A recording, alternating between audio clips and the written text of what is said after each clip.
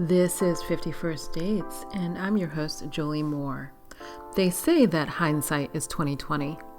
I decided to find out if that's true. Every week, I'm going to read a chapter from my memoir, 51st Dates, then give you the backstory and commentary on what really went down. It's been 2 whole years since I went on these dates, and I'll be experiencing them along with you as I read. We'll find out together if my future self learned anything. I don't know if I have anything figured out, but at least we'll share some laughs along the way. Dating in Southern California is nothing if not entertaining. Ready? Strap in. Let's go.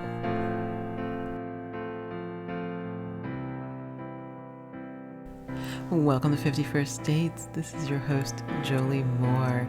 It's episode 42, and life goes as it goes. Actually, to tell you the truth, life, for the most part, has been pretty uneventful. Everybody behaves as they always do, but that is not news. What I've been thinking about I've been thinking about dating. Haven't been doing it. I've been actually volunteering and doing other fun things that do not involve dating.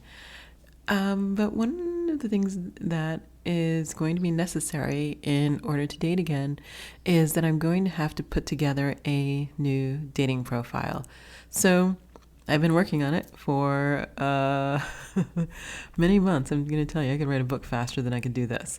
But I have been working on a dating profile, and it's maybe the way I'm going to go. Obviously not on Tinder because there would be insufficient space for this.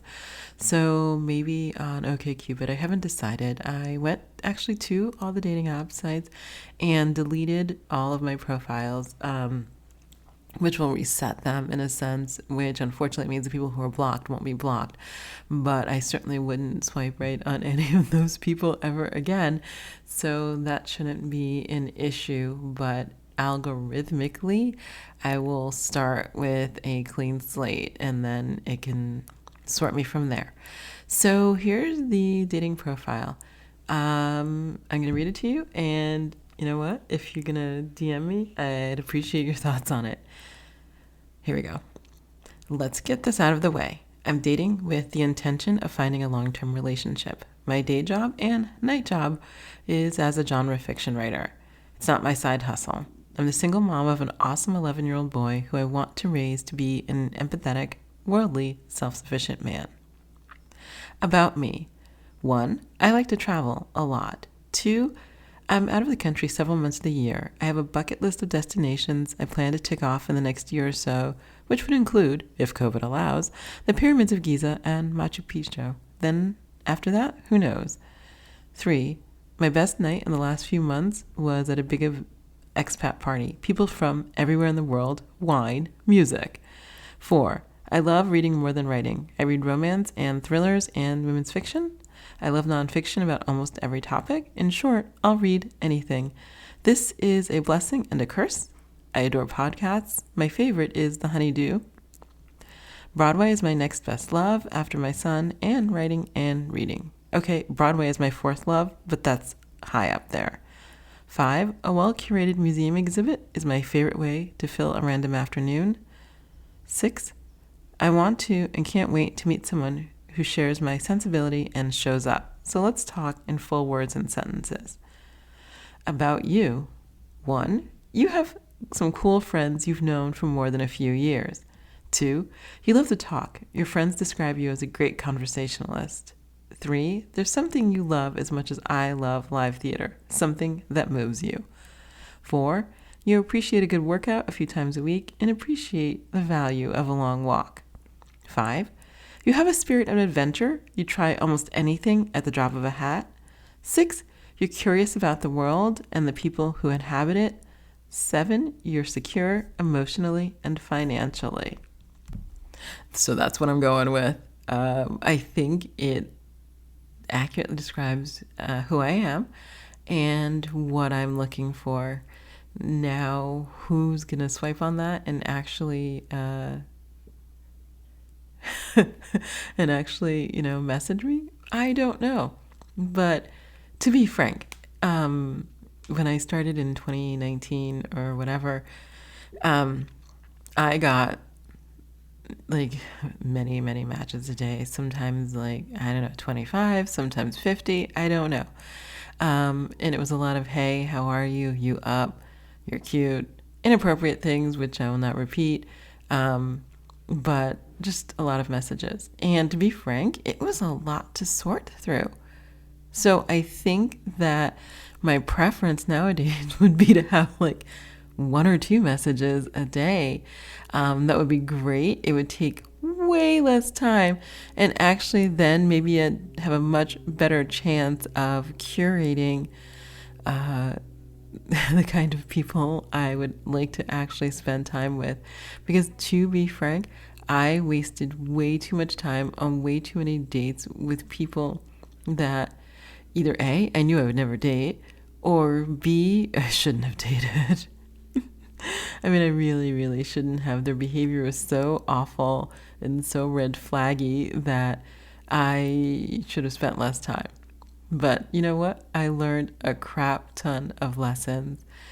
And what I didn't realize is that going into dating, like I don't know, like I wasn't like a lamb led to slaughter, but I just had no idea of what to expect because the last time I dated, if I ever really did, there were no apps, not that I know of. I mean, I think there was online dating on the interwebs when it was new, but not nearly developed as it is now, and not some $1 billion, match industry where one person owns 85% of the dating sites. So the question is whether there's something to choosing which app I were to use and whether that will sort anything. I don't know. Look, I got the profile written and that's such a win. It took a really long time to sort of distill who I thought I wanted to present myself as. I mean, it's me, but picking the facts. And then also figuring out what I want in a guy. So what the dating profile doesn't talk about is what I want in a relationship. But I think I'd rather communicate that in person. But if the guy actually has friends, that would be great. I'm trying to think if I even really met somebody who has a lot of friends, and I don't understand how they get to 40 without any friends. Like, who do they talk to? So they're single. A lot of them didn't have kids. Then what is their day like? Who do they talk to? And if they don't have any friends, does that mean that they're going to expect me to fill that huge emotional well that they may have? And I don't want to do it. Don't want to do it.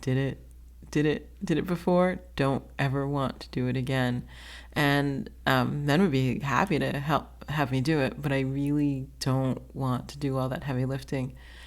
My own life is enough, and managing in that is it's a 24-hour day, 7-day-a-week job, and I might be willing to take on a little side hustle, but I don't want to live my life and then also conduct the affairs, financial, emotional, relational, of another person. I don't have it in me. I don't know if I burned through all that energy, but I really just want a whole other person who shows up, who's got their whole life worked out, but would love some companionship to hang out, travel, do new adventures, and take a long walk.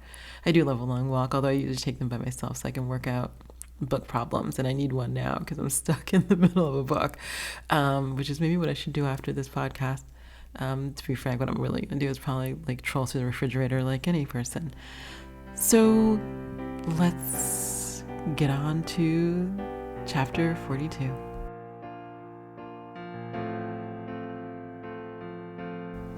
Chapter 42, Honesty, October 17.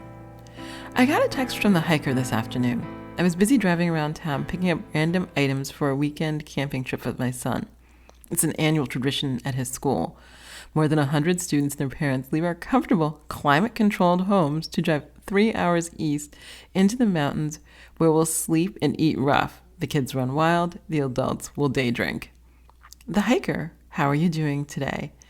A couple of hours later, when I had a moment in the school parking lot, I replied, "Me? I'm mostly great. I'm packing for a weekend camping trip. Starts tomorrow. How are you?"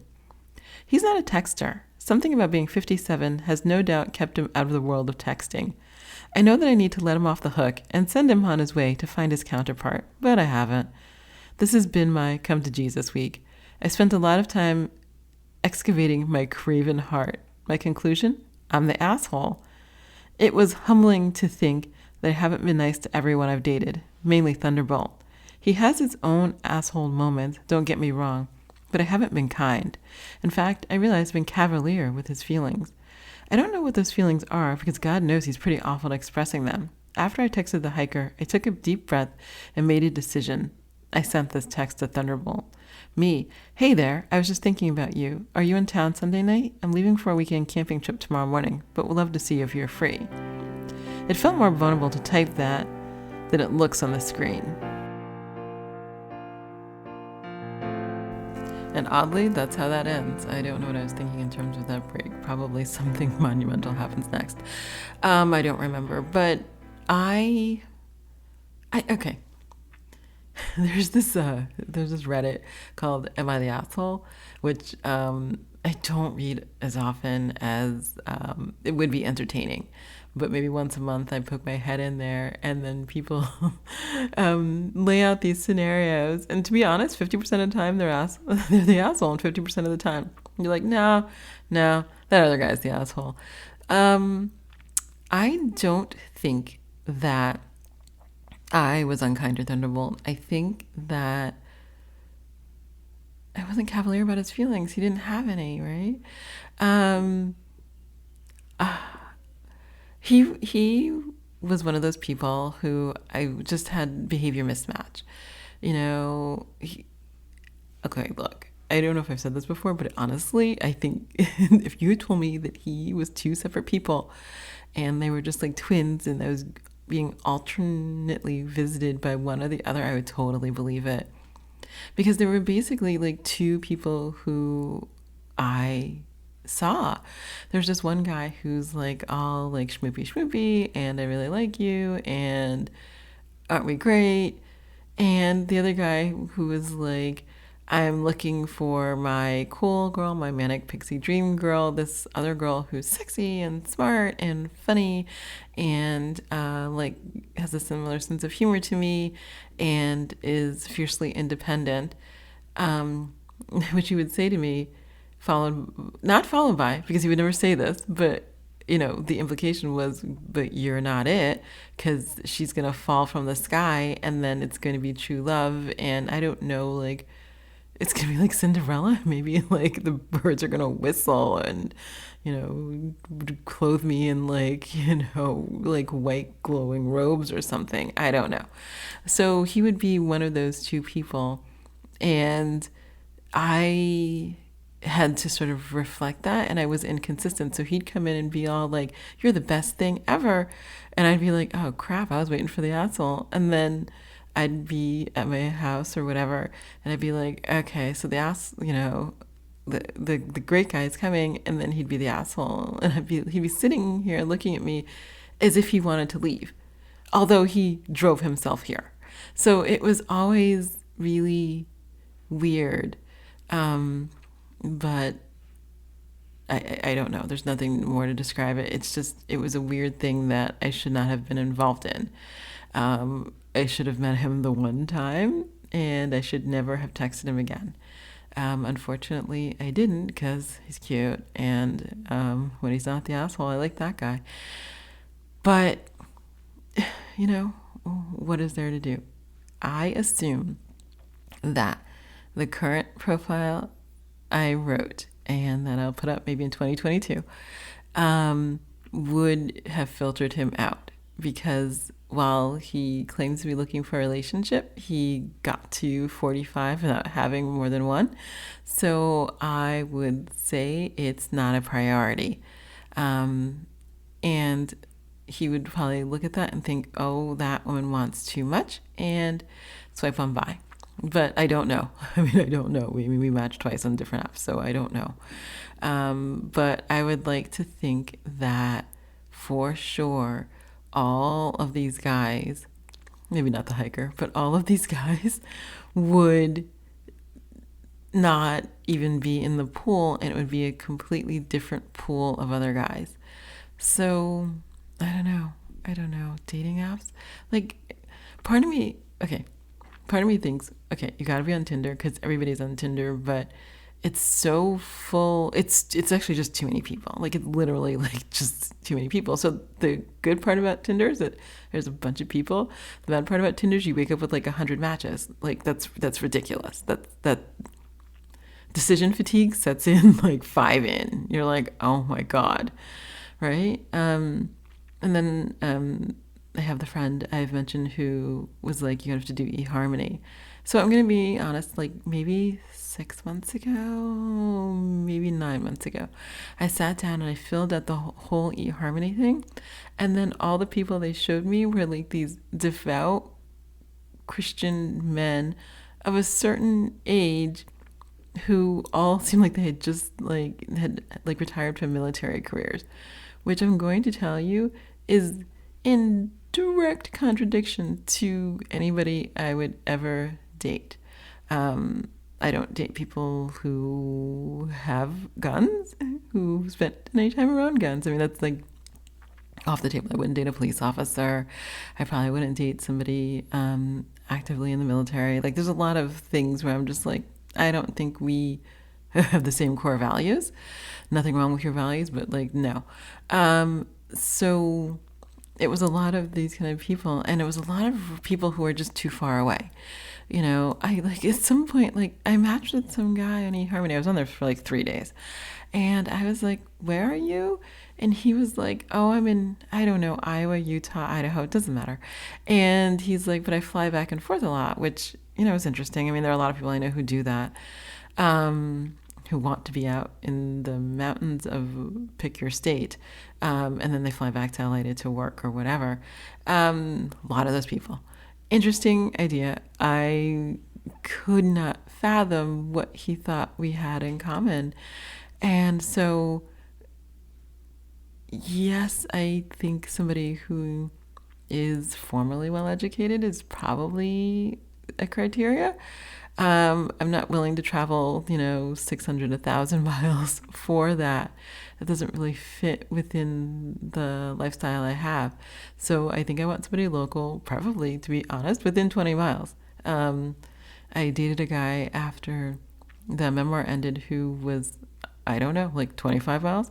And he was like, "Oh, it'll be fine, I'll drive. But what he really ultimately wanted was me to drive with him and move into his house 25 miles away. And I kept thinking, like, how does he think that would work? Like, why would I give up my whole life in LA to like drive 25 miles from LA? Like, that it made no sense. And he sought me out because obviously he was outside of my radius, so I would never have seen him. But other people's radii are bigger, and therefore you come into their orbit, even though I think, to be frank, I should not be in their orbit at all, which I think is the problem with OkCupid, is that you can search for people by interests or whatever. And we had a shared interest, and that's how he sought me out, because he would never have been on my radar because he's outside of my radius. And I wouldn't do it again. Like, the one time, and this is like right before COVID, but the one time I drove, maybe twice, and I was like, I'm going to spend an hour on the freeway to go 25 miles, and he had so many problems, totally wasn't worth it. I could have spent that hour writing a book.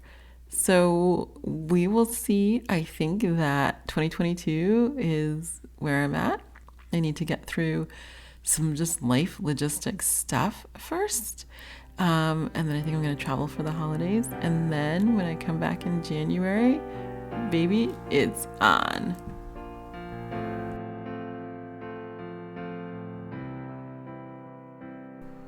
I'm Jolie Moore, and this has been 51st Dates, the podcast. If you enjoyed listening, I hope you'll share, rate, and review it on Apple Podcasts. It will help others find the craziness that is dating in Southern California. Also, please hit the subscribe button on your podcast app. If you'd like to read ahead, my memoir, 50 First Dates, is available wherever books are sold. A link is always included in the show notes. I'm also a romance writer. If you want to know more about my books, please visit joliemoore.com for more information. You can also follow me on Instagram at xojoliemoore and on all social media at the same handle, xojoliemoore. Thanks for listening, and I'll be in your ears next week.